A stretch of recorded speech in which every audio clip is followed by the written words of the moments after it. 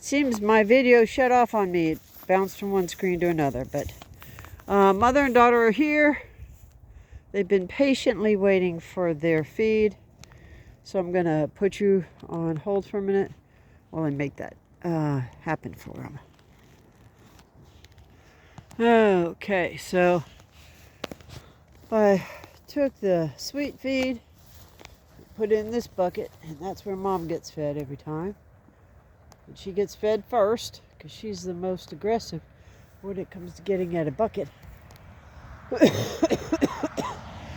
And then I take the other bucket that's got the regular sheep feed in it, and that's what daughter gets. Daughter always likes to look her head up and look around. She's kind of a heads-up kind of sheep, which is good if you want a sheep that's aware and paying attention. But it also means that it's probably not, it's not something I really prefer because Mom's a lot more mellow. Of course, she's a lot older. But I have to run double wires on all my outside fences because of daughter. If it was just Mom, I'd be running one wire at 5 instead of one at 4 and one at 6. So, while they're finishing their feed, I'm gonna,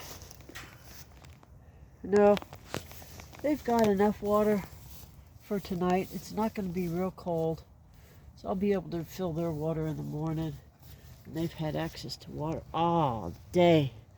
That's what that black trough is for. And that blue bucket is a protein bucket.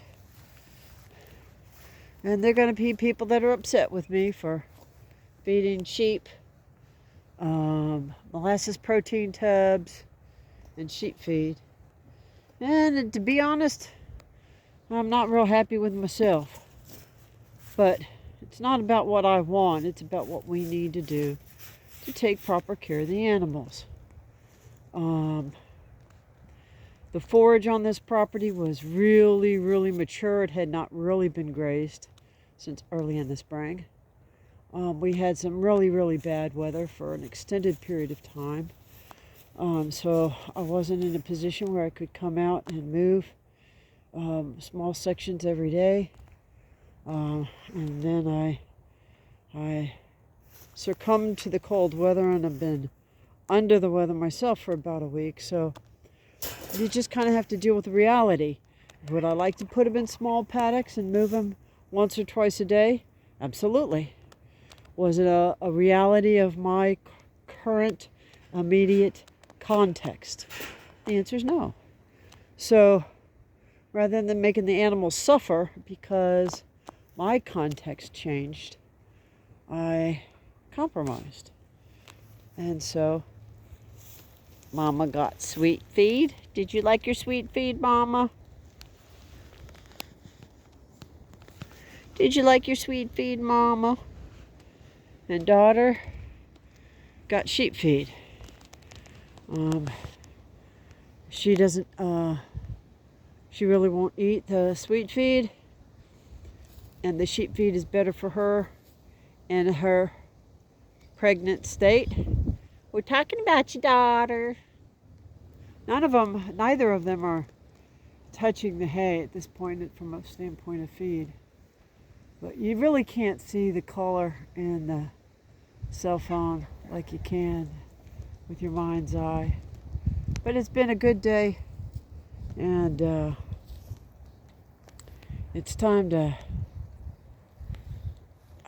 let mama out and let daughter in, and we're gonna take that hay that's in the Vermont cart, and we're just gonna fluff it out by hand up here, and so they will have hay that's good enough to eat if they want it, and it'll be thick and dry and warm because the wind's supposed to switch out of the north, and we'll have it'll be down in the 20s with a wind chill in the teens. So it's harder on me than on them, but I do want to keep them dry This modification that I did on the roof has done an excellent job. So, and Mama is just a love muffin. You with your one earring hole and your one droopy ear. And you're such an old woman. She gives me hope. So with that, gang, let me come up over here. Let me move this pigtail and open this gate. And Mom's going to run on over to the bucket and lick that bucket clean. Okay, Mama. You want to lick daughter's bucket? They say you're not supposed to open doors in. Well, come on, Mama. Come here. I wish you had done that outside. Well, come on. Go lick the bucket. Come on. Come lick the bucket. There you go. Yeah. Sheep aren't the brightest. They really aren't. Did daughter not leave you very much? No, looks like daughter licked it pretty clean herself. What you got there, Gator? All right. Well, I wanted to give them a little bit of feed just before the end of the day, so it'll warm them up. It'll get the microbes will start cranking in the room, and that'll create some good body heat for them, as the winds are supposed to keep up through the night. And look, she licked that bugger clean. She sure did. And for the most part, in the wintertime, sheep don't need much water. Don't need any water, really. But I have some water out, and they are drinking some water, especially after I give them a little bit of grain. And then they also have access to the water over there on the tub. So I don't know if I can do this with one hand. I don't think I'm going to be able to, but I'll try and show you basically what I'm going to be doing. It's not rocket science. I don't know if I can prop my phone up. Let me see if I can prop my phone up. They're not going to really be able to see too much, I don't know, but let's give it a try. Let's give it a try.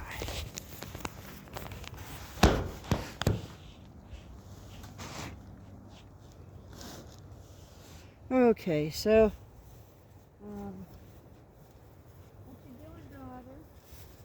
Sticking your nose in the hay?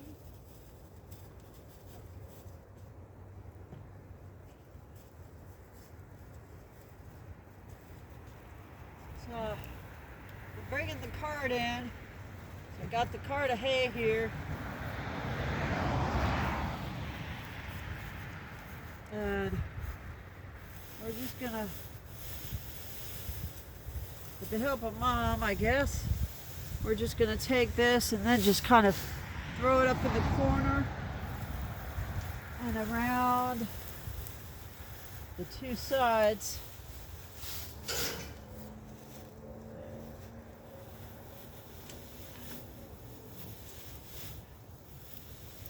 That's where we're starting anyway.